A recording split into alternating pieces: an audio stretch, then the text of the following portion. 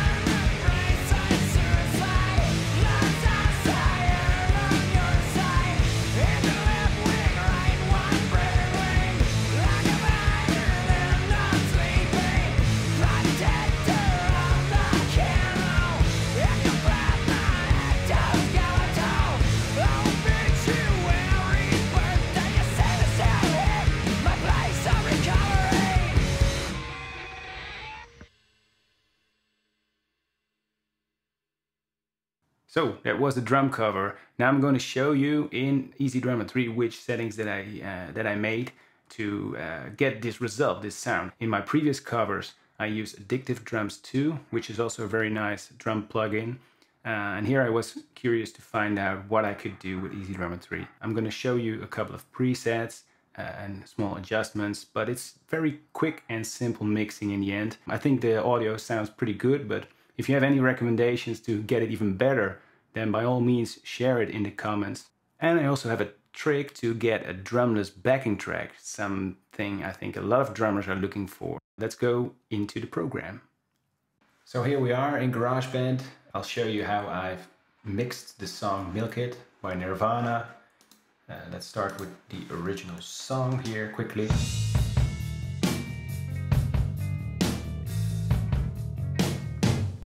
First of all, I want to explain to you again how I made a drumless track, or a near drumless track. That is very simple. You go to Moises, you have to create an account, which is for free, and then you can upload up to, I think, 5 songs a month with a length of maximum 5 minutes per song, and it will extract your song into 4 different tracks. So one for vocals, one for drums, one for bass, and one for other, and other is guitars or other musical instruments, piano maybe. And I'll show you quickly what that means for this song, how you can play with these sliders and solo things. There we go.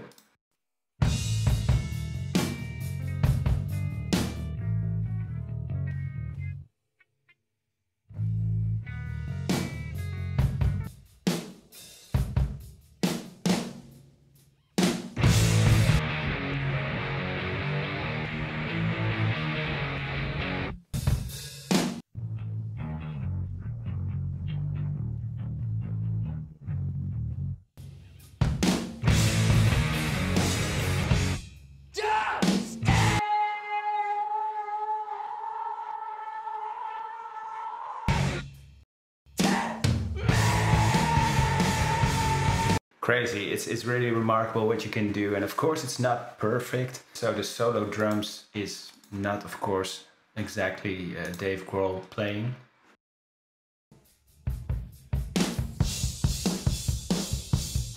It sounds a little bit squashed, and anyway, what I would recommend is to turn down the drum track completely if you want to create a drumless track. Download the mix, but also download the drums only track. So you have 2 tracks. You can import them both in GarageBand, in this case, in your DAW, and then you have these 2, and you can mix them individually.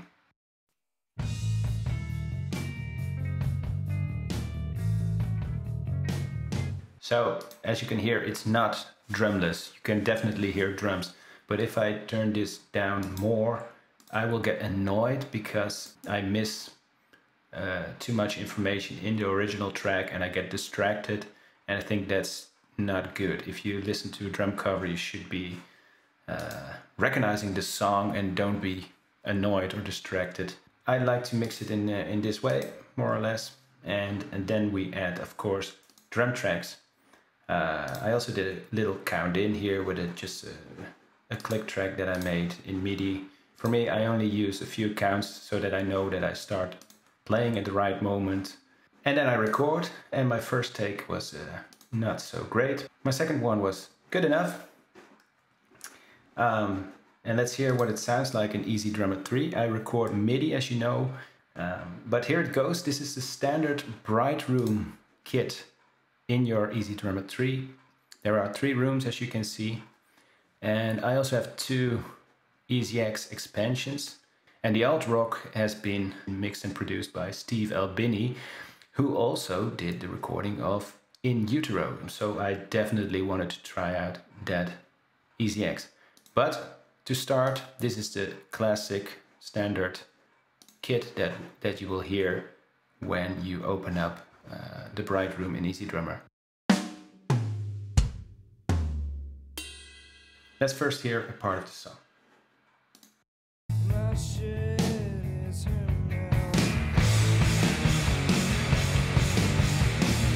So that's the original, that's Dave Grohl. I hear very, very big drums, but I also hear that it has a lot of reverb, but the room itself is maybe not that big. And I don't know exactly how to describe the sounds because I'm not a professional mixer or producer or sound engineer. But that snare and that kick is really fatty boom boom. So let's try to, if that works also with this bright classic room. Let's see how that sounds in the mix.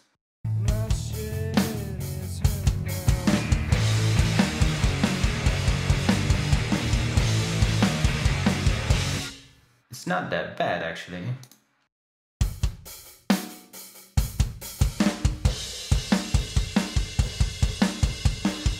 But of course, there is a difference with the original. So let's see if we can get a better sound. I wanted to try what Steve Albini could do. And he has, that's the alt rock expansion. He has a few presets as well. I used the rock tape as a reference point.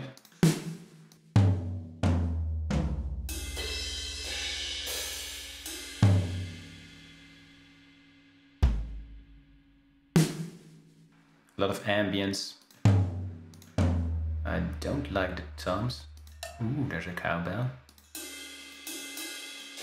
Let's see how that sounds.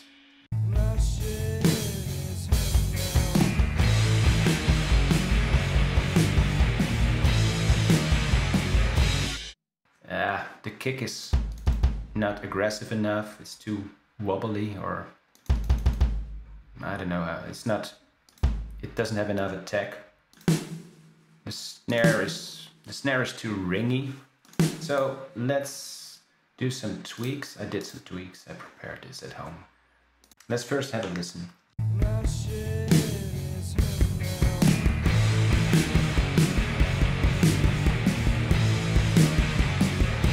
It's already a bit better, I think. The changes that I made here, I tuned the snare a little bit down, or a little bit up actually, 0.2, that's the fraction. What I changed the kick as well. It was a 16 by 22 Gretsch in the preset, but I used a 16 by 24 inch DW, and I tuned it down with 0.7, so it's really low. Yeah, that's it. That's the only changes that I made, and of course I did a lot of changes in the mix. I'll put two screenshots side by side. I turned down a lot of knobs here, I have to say. So the kick in is bigger, the kick sub is way less. I turned down the toms because I really didn't like the sound of them. And also the ambience mono, I cranked that up.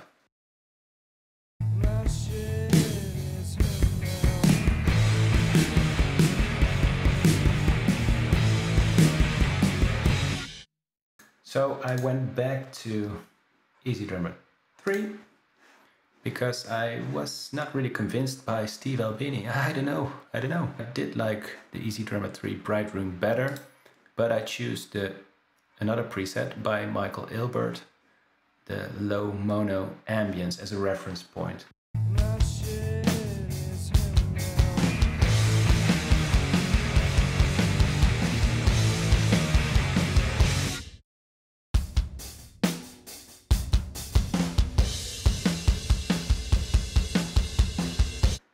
Yeah, the snare is of course not the same as in the original.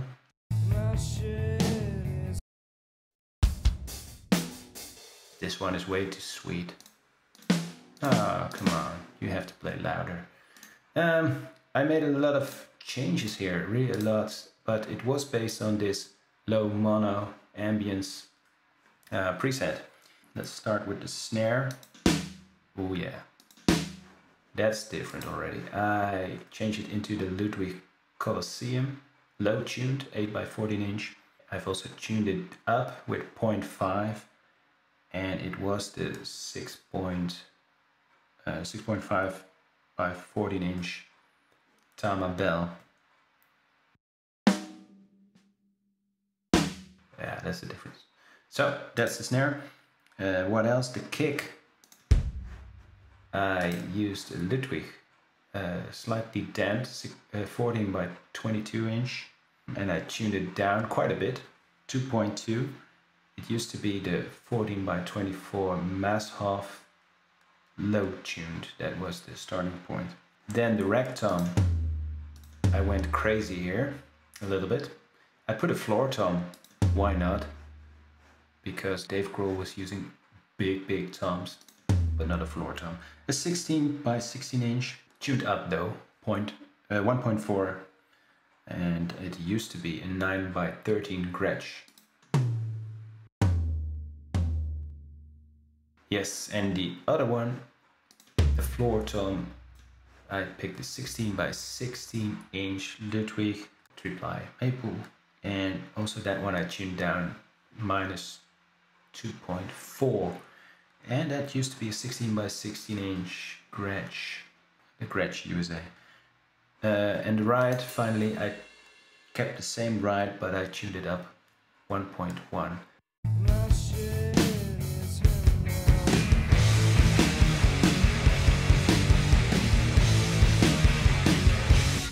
And of course I changed quite a bit in the mix as well, in the mixer. I put them side by side. I turned the hi-hats down a lot, the overheads a bit down.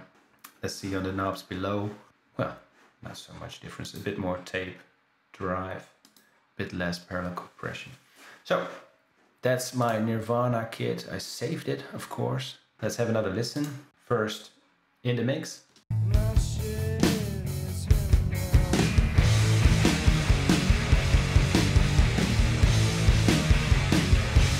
And then solo.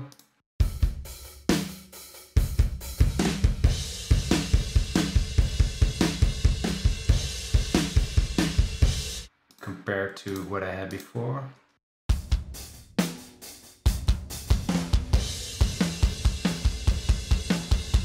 Yeah, definitely an improvement. And what was it?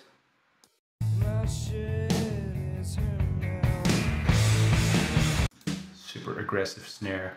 I like it.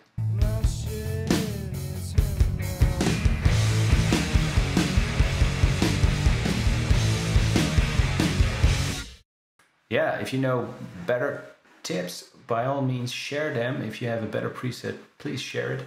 I like this one, the Bright Room, better than the Alt Rock. Sorry Steve, but that's what I like more. So I've used this preset in the drum cover that I played in the beginning of this video. So that's it. I hope you like that. As you can see, recording MIDI is super simple and it's also very versatile in post-production, and the sounds of EZdrummer 3 are really easy to use. They fit in the mix very easily. And if you're interested in how I do my drum process, so how I make my drum module communicate best with EZdrummer 3 and my DAW, GarageBand in my case, then be sure to watch a video that I made. It's a separate video. I will link to that in the description, or I don't know, there. Be sure to watch that. It's a bit nerdy, but I think also useful. That's it for now. I hope you liked it, and see you next time. All right, cheers.